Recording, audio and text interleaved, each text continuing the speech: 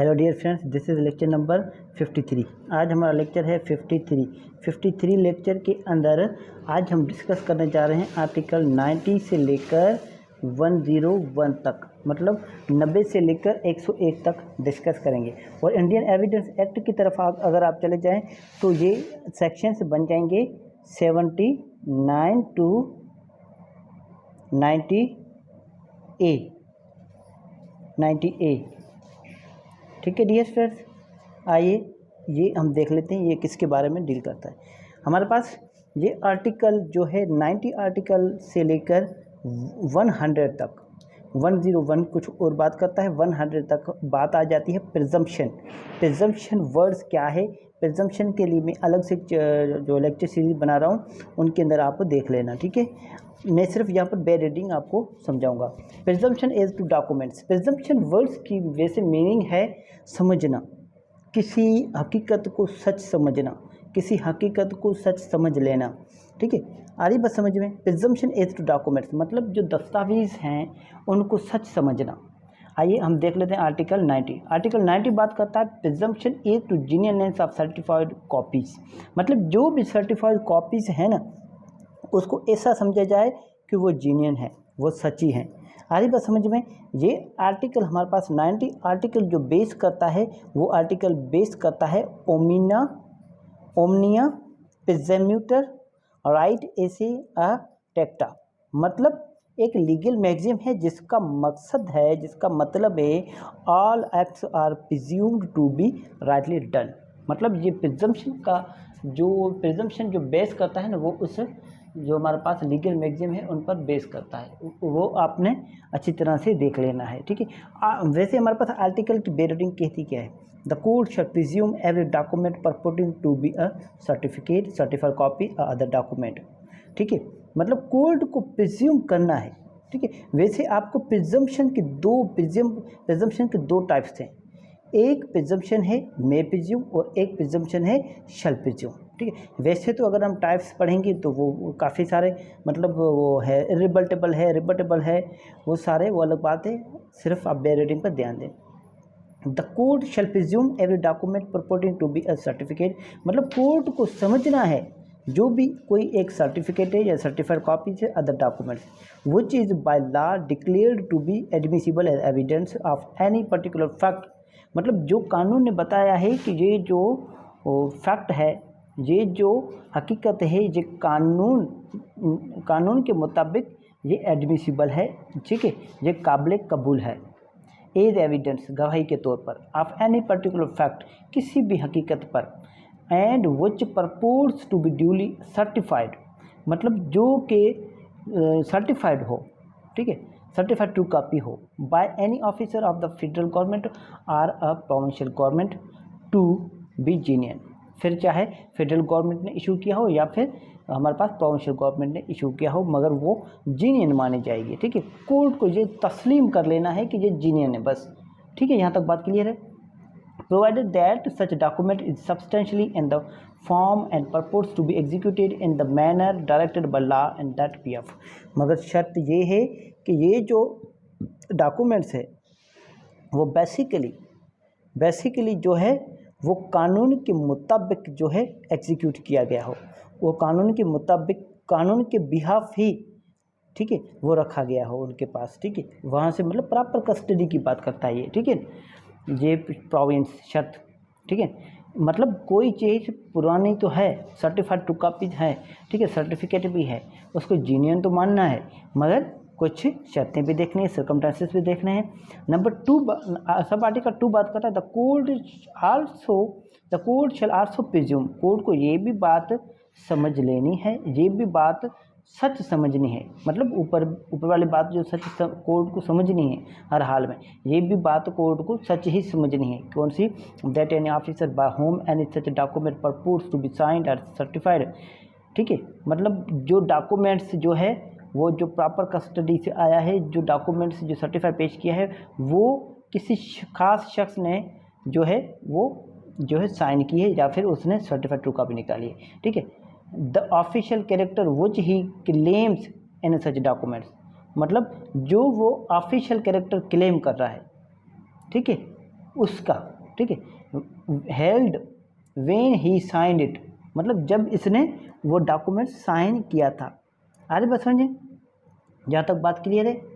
When he held, ठीक है, मतलब ये हेल्ड किया जाएगा, उसने जो रखा था, held when he signed it, ठीक है। यहाँ तक बात clear. Very very simple. Certify, ये हेल्ड जो है अलग आप पढ़ें, ठीक है।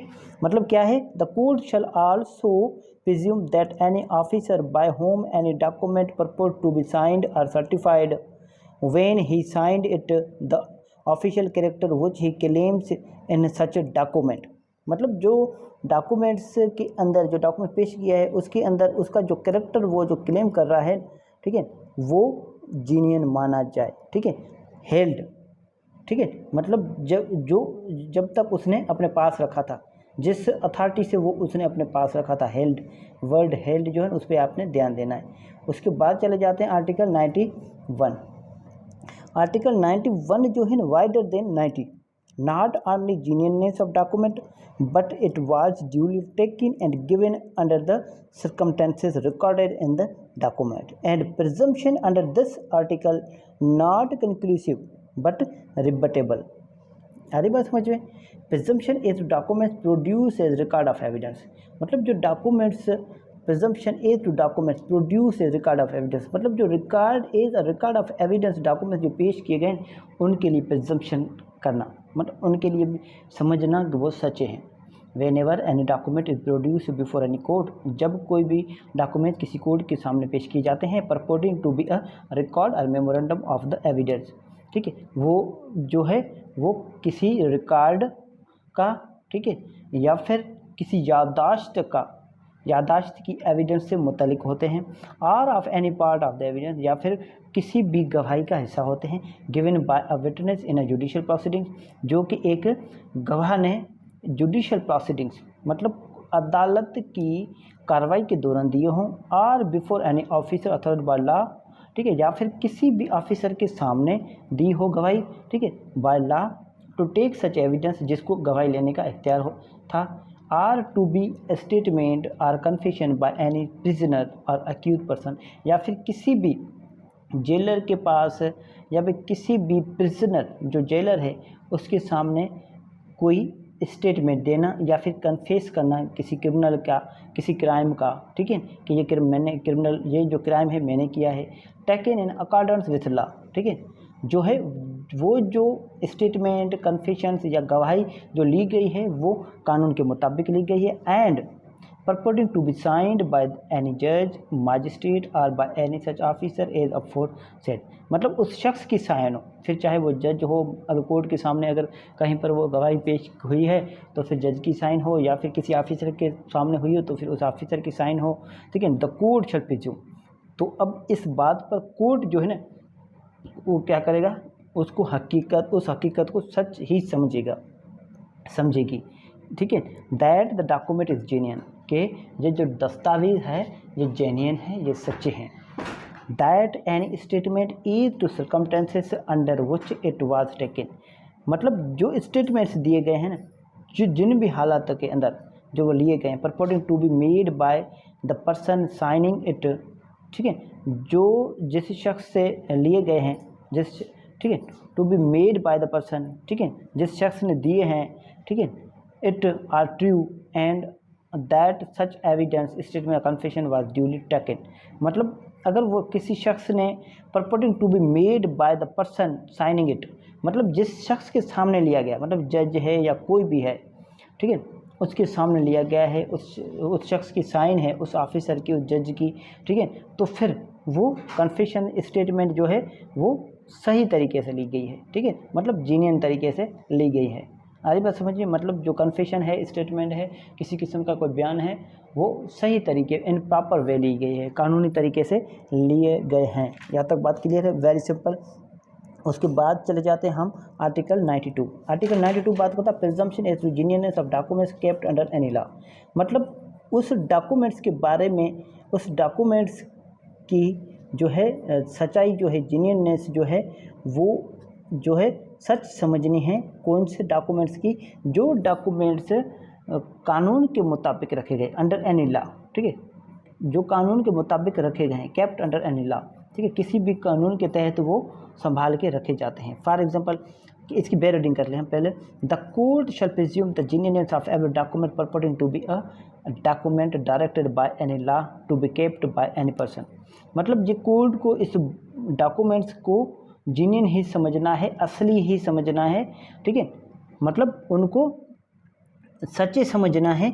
जो डॉक्यूमेंट्स, हर वो डॉक्यूमेंट्स जिसको कानून ने हिदायत दी है कि उसको कानून के मुताबिक किसी शख्स के पास रखे जाए।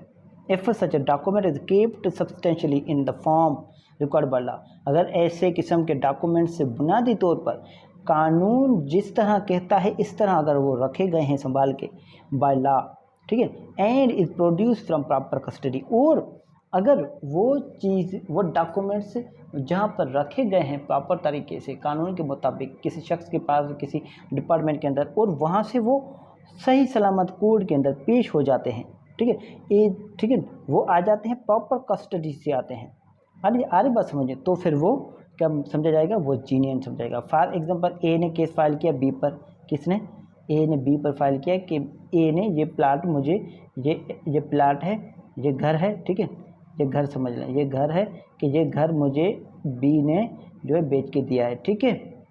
अब बात ये कोर्ट में चले गए, ठीक है, और कोर्ट में ए ने कॉल कराया सब रजिस्ट्रार को, रजिस्ट्रार ऑफिस में, जहाँ पर ए और बी के दरमियान जो रजिस्टर्ड सेल डीड हुआ वहाँ से डॉक्यूमेंट्स आ गया प्रॉपर कस्टडी से कि ये बी ने ए को घर सेल किया और इसका ये डॉक्यूमेंट्स है, मतलब ये प्रॉपर कस्टडी से आया है, ये एडमिसिबल है इन लॉ, और ये जो है कानून के मुताबिक रखे गए हैं डॉक्यूमेंट्स हमारे पास, और अब ये कोर्ट उसको हकीकत ही समझेगी, ठीक है, जेन्युइन ही समझेगी। यहाँ तक बात क्लियर है। उसके बाद हम चले जाते हैं हमारे पास article 93।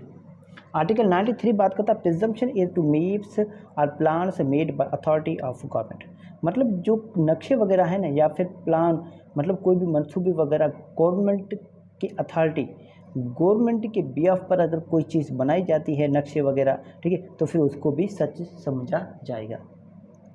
The court shall presume that map or plans purporting to be made by the authority of the federal government or any provincial government were so made, मतलब कोई भी कोर्ट जो है ऐसी हकीकत को सच्ची समझेगी जो वफाकी हुकूमत या फिर सूबाई हुकूमत के अंडर में कोई नक्शे वगैरह बनाए गए हों, तो फिर उस नक्शों को हकीकत ही समझेगी और सच्ची समझेगी, ठीक है। आगे बात समझे, एंड आर एक्यूरेट, और वो एक्यूरेट है, 100% दुरुस्त है, but maps or plans made for the purpose of any cause must be proved to be accurate, पर जो नक्शे वगैरह बनाए गए हैं ना, नक्शे चार्ट्स प्लान्स वगैरह है, ठीक है, प्लान्स वगैरह है, मंसूबे वगैरह जो भी हैं वो तो जेन्युइन एक्यूरेट मानने हैं कोर्ट को। फॉर एग्जांपल एक शहर है, ये फॉर एग्जांपल ये सिटी है, ठीक है, हम कहते हैं कि ये हमारा इसके अंदर ये हमारी हाउसिंग स्कीम है। अब इस हाउसिंग स्कीम का नक्शा जो है वो गवर्नमेंट ने पास किया है, ठीक है।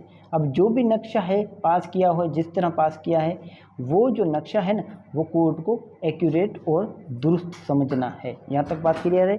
इसके ऊपर हमारे पास ये आर्टिकल आपने 59 के साथ पढ़ना है। किसके साथ पढ़ना है? आर्टिकल 50 के साथ पढ़ना है।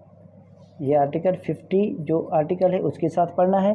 उसके अलावा ये जो है these are provable under article 88 and 90 by the production of certified copies. और ये प्रूव कब होगा? हमारे पास 88 जो आर्टिकल है वो और 90 जो आर्टिकल है उसके तहत सर्टिफाइड ट्रू कॉपी जब पेश की जाएगी कोर्ट में तो ये प्रिज्यूम हो जाएगा जेन्युइन। यहाँ तक बात क्लियर है? ठीक है, ठीक है डियर फ्रेंड्स। उसके बाद चले जाते हैं हम आर्टिकल 94। आर्टिकल 94 किसके बारे में बात करता है? आर्टिकल 94 बात करता है presumption is to collection of laws and reports of decisions. यहाँ तक बात क्लियर है? वेरी वेरी सिंपल कि ये बात करता है हमारे पास, एक सेकंड में पानी पी लूँ।